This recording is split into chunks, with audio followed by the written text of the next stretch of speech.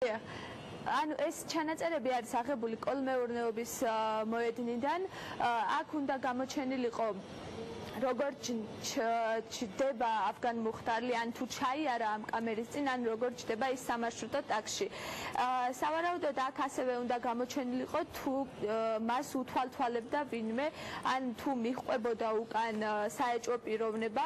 ადვოკატი უკვე ამბობს, რომ შემდეგ ჩანაწერში, რომელიც ცოტა ქვემოთ ბარათაშვილის ქუჩაზე არის გადაღებული, სადაც მუხტარლი ჩდება სამარშრუტო ტაქსში, მის უკან ხედავს უცნობ პიროვნებას, რომელიც არის საეჭვო, რახანის ძალიან საეჭვოდ უყურებს ავგანს, როგორ ჩდება ის სამარშრუტო ტაქსში და გამოძიებას ჯერ არ აქვს ინფორმაცია, ვინ არის ეს პიროვნება, ანუ იდენტიფიცირებული არ არის. გარდა ამისა, კურიერში გასულ კადრებთან დაკავშირებით შემიძლია ის თქვა, რომ ის არის აშკარად დამახინჯებულია კადრი, დამონტაჟებულია და 10 წუთიანი მონაკვეთი არის გამქრალი იმ საღამოდან 10 წუთიანი მონაკვეთი და ძნელი სათქმელია ვთქვათ, რატომ აირჩია მან, ვინც ეს კადრები დაამონტაჟა ზუსტად ეს 10 წუთი, მაგრამ ჩვენი მოსაზრებით აქ უნდა ჩანდეს სწორედ ის პიროვნება, ვინც ავგანს უთვალთვალებდა.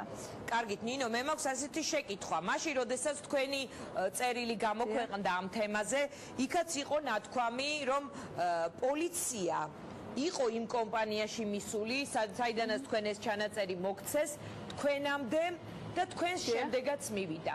ანუ ეს რას ნიშნავს? მათ პირდაპირ ცდომა ამ მასალებთან ვერ ექნებოდათ, ისინი მოვიდნენ რაღაცა, აი ჰიპოთეტურად ვთქვა, რაღაცა შეცვალეს, აი ამ ჩანაწერში წავიდნენ, შემდეგ მოგცათ თქვენ ამ კომპანიამ ჩანაწერი ამ კამერიდან, შემდეგ მოვიდნენ და ის საერთოდ წაშალეს ან ამოიღეს და წაიღეს. ანუ როგორ შეიძლებოდა შეცვლილიყო რაიმე სათვალთვალო კამერის ჩანაწერში, თუ არა კონკრეტული პირის მისვლა და იქ რაღაცის ჩხირკედელაობა. ანუ ჩვენ თვალით რახან არ გვინახავს თუ ვინ იყო იქ მისული, როდის იყვნენ, რა გააკეთეს, ამიტომ ვეყრდნობით წყაროს მონათხრობს, რაც გვითხრა ორგანიზაციის მფლობელმა. მისი თქმით, პოლიციელები ის აიდენტიფიცირებს ადამიანებს პოლიციელებთან, ვინაიდან დაუნახავს უბანში ეს ადამიანები მანამდეც, იყვნენ ჩვენს მისვლამდეც მისული, რაღაც გააკეთესო კომპიუტერშიო, ზუსტად ასე გვითხრა, მე არ ვიცი რა გააკეთესო, შემდეგ წავიდნენ, შემდეგ ჩვენ მივედით, ამოვიღეთ მასალები, შემდეგ ისევ მისულან ეს პიროვნებები და როგორც აღმოჩნდა, წაშლილი იყო მასალა, რახან წაშლილი დაგვხვდა ჩვენ და შემდეგ საერთოდ ამოუღიათ სათვალთვალო კამერები და მთელი მოწყობილობა ამ ობიექტზე. ეს ერთადერთი მასალა იყო, ანუ ერთადერთი ორგანიზაცია იყო ან კომპანია, რომელმაც ითანამშრომლა თქვენთან, თუ რაღაც ტიპის ჩანაწერები კიდევ არსებობს თქვენს ხელთ? ანუ რაღაც სხვა მასალებიც არსებობს, რომელთა დამუშავებაც მიმდინარეობს ამ ეტაპზე. ერთადერთი არ ყოფილა და კარგია რომ არ ყოფილა, იმიტომ რომ აქ წავაწყდით კიდევ ერთ პრობლემას. აღმოჩნდა, რომ შინაგან საქმეთა სამინისტროს წარმომადგენლები ამ კამერების მფლობელებს ეუბნებიან და აფრთხილებენ, რომ არავის არ მისცენ ინფორმაცია და წარმოაჩენენ ისე ამ საკითხს, თითქოს ისინი განკარგავენ ამ კამერებს და მთელ ჩანაწერებს და მეპატრონეებს უფლება არ აქვთ ამ ჩანაწერების არც ნახვის, არც სხვისთვის გაზიარების.